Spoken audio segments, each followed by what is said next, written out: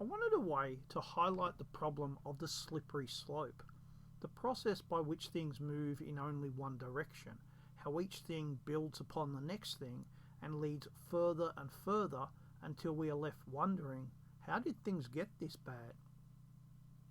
In Western armies, women did not serve in any official capacity until the 1850s. Women were, however, present with nearly every army. They were a good portion of what were called camp followers. Camp followers were all those people who followed the army camp and included wives and children of the soldiers, girlfriends, prostitutes, and all manner of men and women who thought that they could make money off of either the army or the soldiers. While they did not wear uniforms, were not paid by the army, did not fight, and were rarely subject to military discipline, women performed valuable service for the army. They took care of the sick and wounded, they found supplies for the army, and they cooked, laundered, and cleaned. During the 1800s, that began to change as armies decided that they needed their own permanent supply systems, complete with all the facilities that it would require in war. Women were no longer allowed to follow the armies. But at the same time that this was happening, another thing was allowing women into the army. Before the 1850s, most armies' medical care was very rudimentary. Each regiment had its own doctor and he had some staff, and that was about it.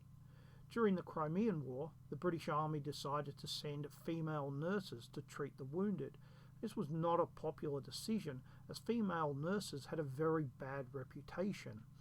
One woman was to change that, Florence Nightingale. Her efforts helped save many of the sick and wounded British soldiers during the war. The American Civil War saw more female nurses serve, and while women were kept as far from the fighting as possible, it now became accepted that women had a small place within armies. In World War I, women's roles increased as the armies grew to an enormous size.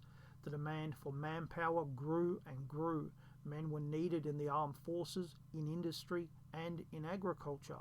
The demand was so great that women were sought to fill any role that they could do so that a man would become available for military service. By 1917, that included auxiliary military units who wore uniforms, were paid by the government, and were subject to military discipline, but they were not strictly part of the armed forces.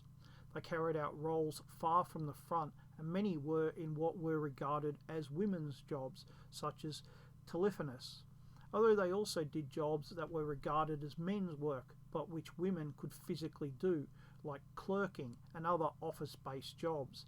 Just to give an example of how these positions were regarded, women who joined the US military were not regarded as soldiers, were not given medals, and did not get pension rights until 1977. At the end of the war, all of these units were disbanded as a wartime necessity, but it was a further move on the slippery slope. Even before World War II began, new women's services were created. Like before, they would take over jobs so that men could be made available, not just for military service, but for combat. Because unlike in World War I, the roles that women performed were greatly expanded. They were still to be kept away from combat, but now they did many technical tasks, mechanic, drivers, flying aircraft between North America and Britain, within Britain, flying newly built aircraft from the factories to military airfields. Each country had its own way of doing things. In Germany, women's service was created, even though women were supposed to be wives and mothers only. In Britain, women served in mixed-sex anti-aircraft batteries in semi-combat roles. Men operated the guns, but women did the range finding and other tasks within the unit. In 1943, as the manpower shortage bit deep, women were conscripted for the first time in history. Unmarried women without children were liable for call-up. Unlike men, women who were called up had a choice. They could serve in the Women's Land Army, in approved industrial jobs, or in the women's services. Of those who served in the women's services, very few served outside of Britain, and while they were subject to military discipline, they were not treated as harshly as men were. If a woman decided that she had had enough and wanted to go home, officially, she was not allowed to. Unofficially, if she left, they simply discharged her. If a man tried that, he'd find himself in the infamous glass house, the British Army's military prison. The most interesting of women's services was in the Soviet Army. At the start of the war, there were no women in the Soviet Army, but women lobbied to serve just as they had in other countries during World War II. The Soviets had plans to create over 50 brigades of women. That's roughly 150,000 women. But in the end, they didn't even create one. They did, however, create 3 air regiments. They were all female and they were combat units. 2 were equipped with very modern aircraft. The 3rd was given obsolete biplanes. These aircraft flew at night as they would have been destroyed if they had flown during the day. They would turn off their engines and glide so that they could attack ground targets by surprise and then turn them back on after they had dropped their bombs. The Germans called them the night witches, as it sounded like a witch's cackle when they turned their engines back on. Most women served as first aiders, clerks and signal personnel, and it was common for women to serve in otherwise all-male units as specialists. Although the most famous Soviet soldiers were snipers, the number of these women was small, a few hundred. They received a great deal of attention both during and after the war, but it's interesting that as the war went on, there is less and less information about them. The other combat task that women did was in the last year or so of the war to serve as drivers of the T-34 tanks. The driver's compartment was small and short men were the only ones who could serve in that role, but as the war went on there were less and less of these men, so women were called upon to fill that role. Again, it's interesting that it's such a very specific role. Women, at least officially, did not serve in other tanks or in other roles within the T-34. At the end of the war, women were discharged from the Soviet Army, and except for medical roles, women did not serve during the Cold War. I'd like to tell you 2 small stories from Australia.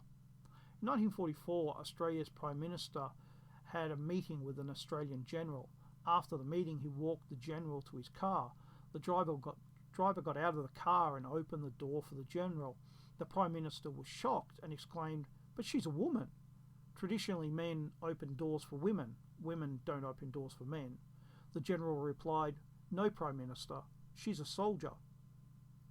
In 1945, just after the war in the Pacific had ended, the head of the Australian Army nursing service decided that she would fly and meet the Australian nurses who had been prisoners of the Japanese. She was shocked at how badly the POW nurses looked after their captivity. However, they were also shocked at the appearance of the head nurse. She was wearing pants. Before the war, respectable women didn't wear pants. Men wore pants. Women wore skirts or dresses.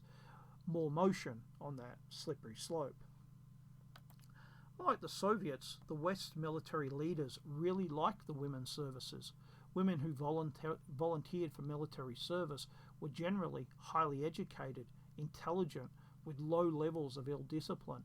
They were generally middle class, whereas most military men were working class. Here was a segment of the population that served in wartime but not in peacetime, and if they were female instead of male, that had its problems, but it also had its advantages. The military pushed hard to retain the women's services, and they won. Women continued to serve during the Cold War. During World War II, the vast majority of women did not serve outside of their own country, but after the war, that changed. Women now served overseas just as male personnel did. Another move on the slippery slope. At many memorial services today, you'll often hear something along the lines of "our men and women" who served and died, and it gives off a very wrong impression. Now, I do not want to give the impression that a woman dying in war is not worth remembrance. It is, but the numbers should also be kept in perspective. In Vietnam, around 2.5 million Americans served and 58,000 died. Of those, 11,000 who served were women, and 8 of them died. Nearly 90% of the women served as nurses. A further 61 American women, all civilians, died in Vietnam, 38 of them in a plane crash in 1975 during Operation Baby Lift. 520 Australians died in the Vietnam War. One of them was female. She was diagnosed with leukemia while serving as a nurse in Vietnam. She died in Sydney, Australia. I should say that if she'd been a man, his name would also be included. I don't want to put this into perspective. But just as things were happening in Vietnam, things were happening outside of Vietnam. In this case, feminism, which said that anything a man can do, women should be able to do as well. So from the 1970s, there grew a push for the roles that women did within the military to be expanded and for the end of the women's services. Today, there are no women's services. They have all been disbanded and women reassigned to army units. At that time, they were still forbidden from serving in combat, although in most countries, women are now allowed to serve in combat units, but rarely do. In Iraq, Afghanistan, Kuwait and Syria between 2001 and 2021, 152 American women died. Below are those who died in 2009.